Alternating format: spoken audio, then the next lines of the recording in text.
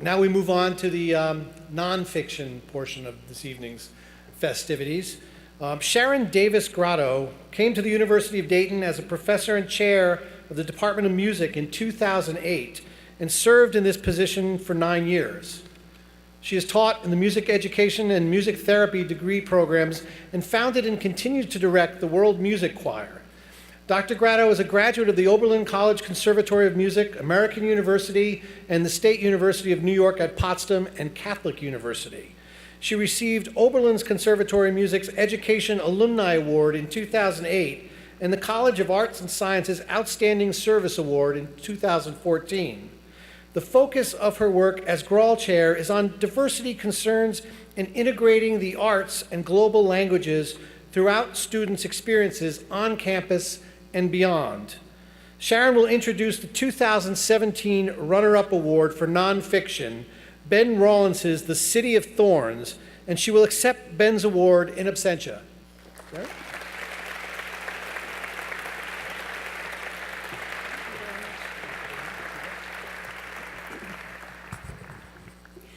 Just above the equator in eastern Kenya, near the Somali border, sits the Dadaab refugee camp.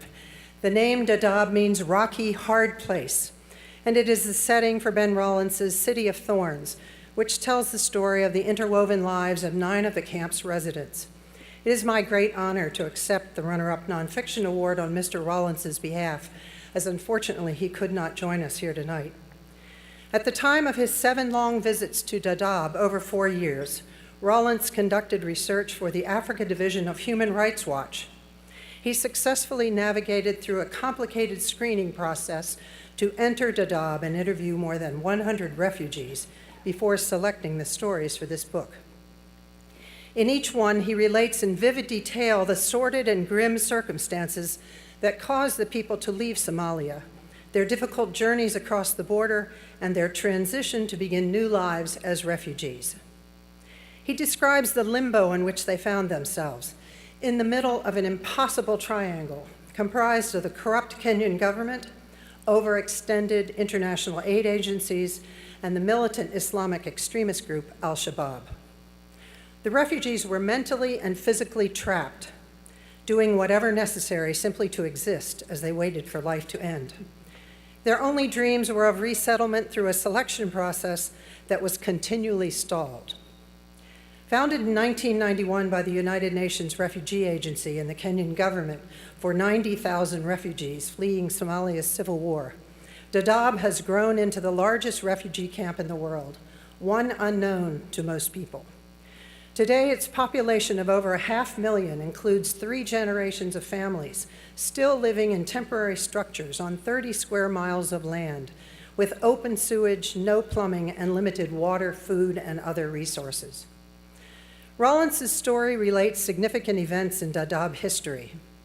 In 2011, the famine in southern Somalia that forced more refugees to flee to Dadaab was declared an emergency by the United Nations.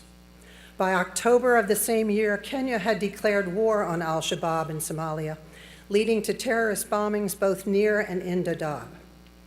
At the United States Security Council's London Conference on Dadaab in February 2012, Somalia's leaders were directed to use the results of the conference to develop a comprehensive strategy for peace, security, and development, and to act with urgency and purpose.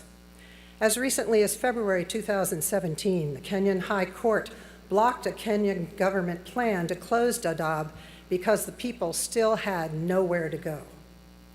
I would like to share one bright moment from City of Thorns.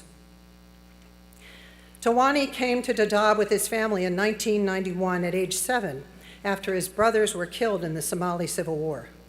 He grew up to become a businessman and an important youth leader in the group. When it was time for him to hand over his position, Tawani spoke at a special ceremony describing his many accomplishments and attempting to motivate the group and its new leader. To quote from the book, "When the ceremony was over, the music began, with live instruments and singing, both seldom heard or seen in Dadaab. This was because traditional cultural festivals were no more, and religious ceremonies, including weddings that included music, had become tuneless. The boys who had the rare opportunity to watch the musicians from the windows were delirious and reeling in circles, and the sound of a talented female singer seemed to, quote, to freeze the air and calm the bird. What was Ben Rawlence's purpose in writing City of Thorns? He has said that he wanted to make readers aware of Dadaab's existence to create empathy for its people. He wanted to explain how mismanaged and improperly funded refugee camps around the world, like Dadaab, can only lead to further destabilization and radicalization of their populations. Rawlence believes that the only solution to the world refugee crisis is to close all camps worldwide and to open borders in every country for refugee resettlement. On the Dayton Literary Peace Prize website, Rawlence is quoted as saying that receiving a prize for spreading peace is the highest honor a book can receive.